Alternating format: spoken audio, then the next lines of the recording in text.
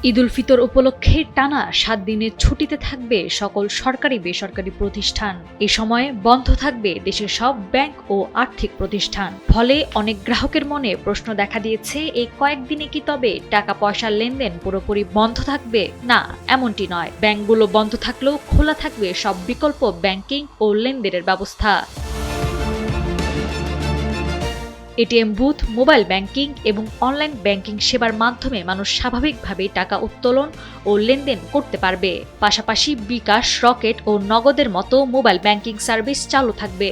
ফলে ব্যাংক বন্ধ থাকলেও আর্থিক লেনদেন চালু রাখতে সমস্যা হবে না মনে করছেন আর্থিক খাত সংশ্লিষ্টরা।